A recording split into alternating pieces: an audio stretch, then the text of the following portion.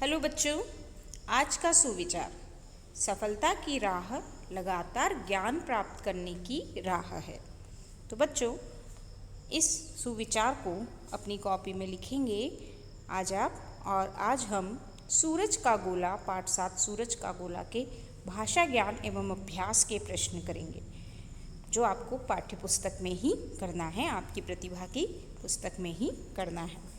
तो आज हम भाषा ज्ञान के प्रश्नों को करेंगे। भाषा ज्ञान, समान तुक, कारक चिन्ह और पर्यायवाची शब्द। समान तुक वाले शब्दों का मिलान कीजिए। भाषा ज्ञान में हम समान तुक वाले शब्द के बारे में जानेंगे, कारक चिन्हों के बारे में और पर्यायवाची शब्द के बारे में जानेंगे।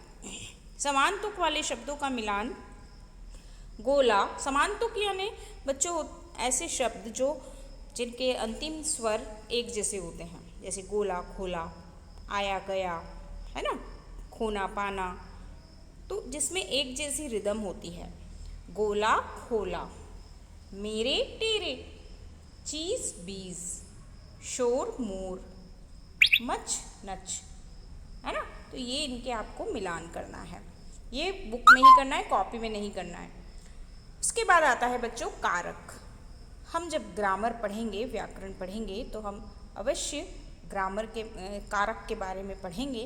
कारक क्या होते हैं बच्चों? हम जब भी कोई वाक्य बोलते हैं तो हम उन वाक्यों को आपस में ने, के, द्वारा, से, इन शब्दों के द्वारा आपस में जोड़ते हैं, तभी हम उस वाक्य को समझ पाते हैं, है ना।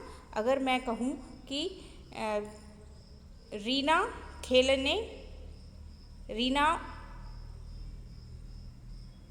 रीना पढ़ने खाना खाया, रीना पढ़ने खाना खाया, तो नहीं समझ में आएगा ना। उसमें हमें क्या लगाना होगा वाक्य को समझने के लिए?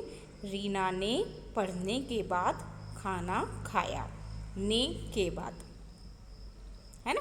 तो इन शब्दों के द्वारा वाक्य सही रूप से स्पष्ट हो गया।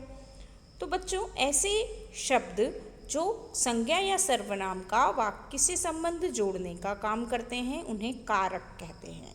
ऐसे शब्दों को क्या कहा जाता है? कारक। जैसे राम ने घड़ी खरीदी, यहाँ ने क्या है? कारक चिन्ह है ना। तो इसी तरह हमें बॉक्स में दिए गए कारक चिन्हों की सहायता से खाली जगह को भरना है। सूरज चुपके से बोला, आसमान में सूरज का गोला निकला। उसने फूल फलों के बीजों से कहा, आगे बढ़कर आसमान ने अपना पट खोला। गांव गली में शोर मच गया, सूरज ने अंधेरे को दूर भगाया। डाल डाल पर चमगादड़ लटक गए। तो यहाँ पर से, का, के, ने, में, को, पर, ये सब क्या है? कारक चिन्ह है। ठीक है बच्चों। इसके बाद आता है क्वेश्चन नंबर 3।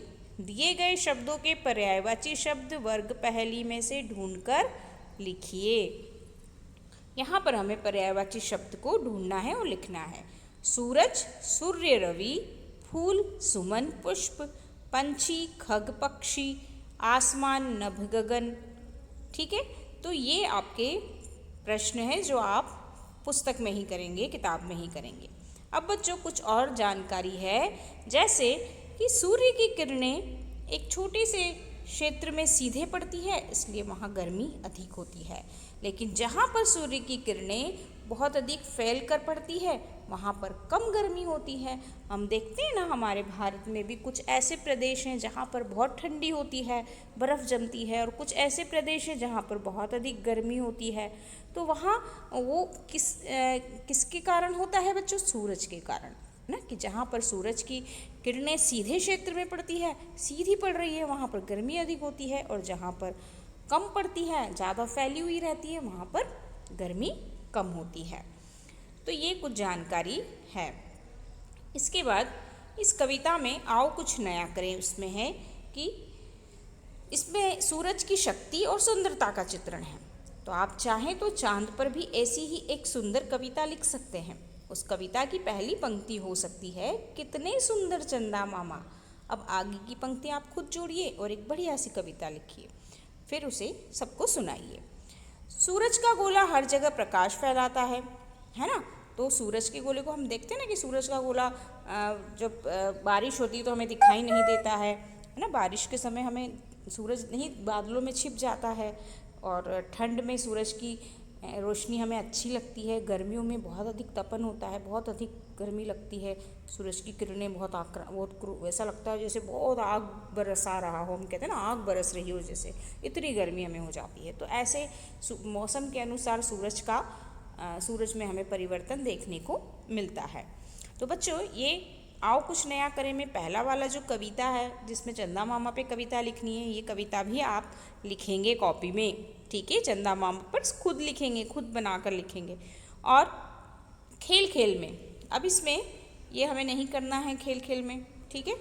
हंसने की बारी को हम पढ़ लेते हैं, थोड़ा हंस लेते हैं। फुटबॉल मैच देखकर इतने सारे आदमी फुटबॉल को पैरों से क्यों मार रहे हैं गोल करने के लिए? फुटबॉल गोल ही तो है, और कितना गोल करेंगे? हाँ, तो हंसी आई ना बच्चों कि फुटबॉल को गोल करने के लिए पैरों से मार रहे हैं, तो फुटबॉल तो वैसे ही ऑलरेडी गोल होता है, उसे और कितना गोल करेंगे, ठीक है। चुन्नू ने मुन्नू से पूछा, यही नाम दे सकते हैं ना हम। तो बच्चों, इन एक्सरसाइज को आप अपनी कॉपी में नहीं करेंगे, इनको आपको कहाँ करना है? अपनी पुस्तक में करना है ना, अपनी बुक में करना है। तो आज ये काम कंप्लीट करिए।